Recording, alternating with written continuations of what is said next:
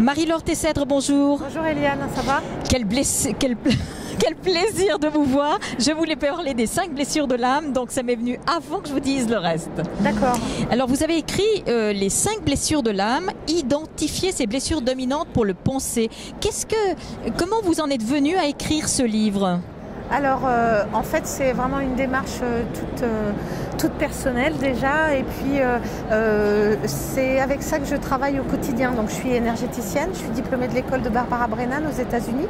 Alors, quand on parle d'énergéticienne, qu'est-ce que cela veut dire ? Eh ben, ça veut dire que j'accompagne les gens vers un mieux-être en travaillant avec eux sur leur corps énergétique. On part du principe qu'on a un corps physique et puis on a différents corps tout autour qui forment le corps énergétique de la personne. Et en fait, en fonction des différentes blessures de la vie, des différentes choses qui nous sont arrivées dans la vie, en fait, ça va influencer sur notre champ énergétique et ou notre corps physique. Et donc du coup, dans ce livre, on a voulu, avec ma co-auteure, qui est aussi diplômée de l'école de Barbara Brennan aux États-Unis. Elle s'appelle Isabelle Goducho, voilà. C'est ça? On a voulu présenter de manière un peu ludique et facile d'accès, en fait, ces 5 blessures qu'on a tous finalement, qui sont le rejet, l'abandon, l'humiliation, la trahison et le jugement. Donc en fait, on a tous ces 5 blessures que finalement... On les guérit quand même. Alors, on apprend à vivre avec mieux, on va dire. Je ne suis pas sûre qu'on arrive à complètement les guérir. Ce sera l'objet des livres qui sont en écriture. Voilà. Dans ce livre-là, c'est vraiment comment est-ce qu'on peut reconnaître dans un adulte des traces de telle et telle blessure, comment il rentre dans la défense de cette blessure-là, comment il se protège et comment faire pour finalement laisser tomber un petit peu cette défense de façon à revivre de manière plus authentique. Voilà. Alors, vous en êtes venu à écrire ce livre dû à un parcours particulier ? Oui, je pense que ça fait partie ça fait partie du jeu. J'ai découvert les miennes, j'ai travaillé. Voilà. Et puis, comme je vous l'ai dit, dans l'école de Brennan, j'ai appris à accompagner d'autres personnes pour les soigner. Et je trouve que c'est important pour les gens qu'il y ait une vraie compréhension en fait de ce que je suis en train de faire dans une séance d'accompagnement. Alors, quand vous parlez de séance d'accompagnement, donc vous avez fait ce livre donc de les 5 blessures de l'âme. Donc en fait, le but du jeu, si on peut dire, c'est de trouver ces faiblesses pour pouvoir les guérir et les dépasser. D'accord. Donc, quand une personne vient vous voir, par exemple, quelle est la première chose que vous allez lui demander ? Oh, je lui demande plein de choses. La première séance dure toujours plus longtemps que les autres. C'est normal. Et je lui demande un peu son parcours de vie, déjà pourquoi elle est venue, quel est l'objectif de sa séance et où elle en est dans sa vie. Donc, mais c'est pas que dans sa vie physique. Elle vient pas me voir forcément parce qu'elle a mal quelque part. Et donc je vais lui demander comment ça va dans sa vie amoureuse, dans sa vie professionnelle, dans sa vie familiale, etc. Et en fait, en prenant tous ces ingrédients-là et en voyant où ça pêche en ce moment, et du coup, on va pouvoir l'accompagner à soigner telle ou telle blessure, peut-être. Peut-être. Voilà. Est-ce qu'il y a un truc pour se sentir mieux ? Il y en a plein. Alors vous en connaissez d'ailleurs. Hein. Moi, je n'oserais pas me le dire. Non. C'est vous qui devez me le dire. En fait, dans ces séances d'accompagnement, souvent je propose par exemple des méditations ou je propose des exercices d'ancrage qui était le thème du livre d'avant.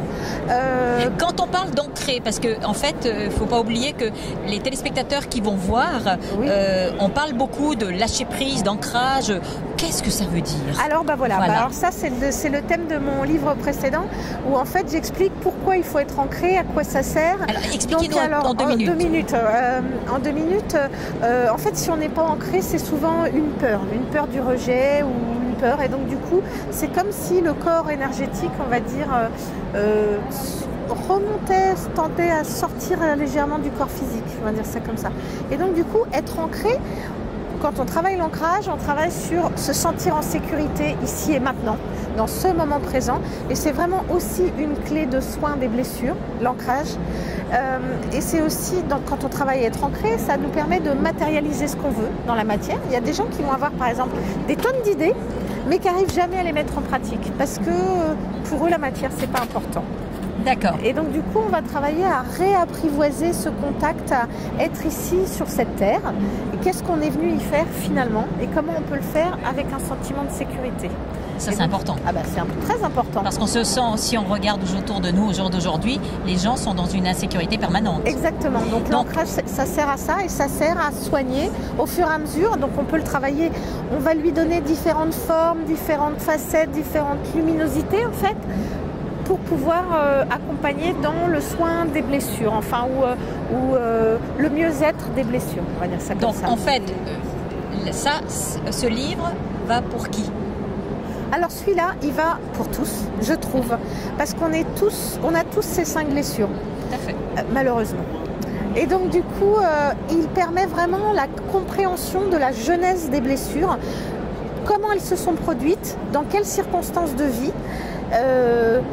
pourquoi moi, le lecteur, je les ai intégrées comme ça, et comment maintenant je les transporte toujours avec moi, or que je n'ai peut-être plus besoin de cette défense-là. Je n'ai peut-être plus besoin de mettre en place une défense parce que finalement, je suis peut-être plus attaquée comme je l'étais quand j'avais 2 ans. Mais ça, c'est merveilleux. Donc, en fait, vous vous guérissez en même temps. Moi, je me guéris en même temps. Ah bah oui, ça fait partie du jeu.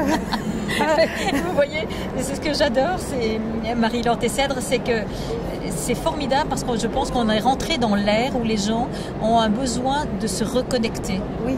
Et on est un peu perdu avec tout ce qu'il y a de entre guillemets moderne. D'accord. Et on oublie soi-même, on s'oublie soi-même. C'est ça. Donc c'est bien des gens comme vous, Marie-Laure, de pouvoir l'écrire et transmettre également à d'autres personnes. En tout cas, je vous remercie. Oui. Donc, il est aux éditions Jouvence. Alors voilà, il est aux éditions Jouvence et vraiment, je me permets de préciser que les 5 blessures de l'âme, donc je l'ai coécrit avec Isabelle Goduchot et on fait des stages, on anime des stages très régulièrement sur comment dépasser ses blessures. Donc en fait, c'est un petit peu comme, je pourrais dire, notre premier support de stage et on fait des cycles de 5 fois 2 jours sur transformer sa blessure de rejet en sagesse, transformer sa blessure d'abandon en sagesse, sa blessure d'humiliation, de trahison et de jugement. Où est-ce qu'on peut vous trouver ? Alors pour l'instant, vous me trouvez sur le net, marielortessèdre.com. Voilà, il y a le calendrier des formations. Pour l'instant, c'est comme ça. Il y aura bientôt un site dédié, mais on n'en est pas là encore. Une chose après l'autre. Voilà, c'est ça. En tout cas, plein succès pour votre livre. Merci et puis, vous êtes une très belle personne. Merci. Je vous souhaite une très belle journée. Merci. À bientôt. Au revoir, Marie-Laure. Au revoir. Merci, Eliane.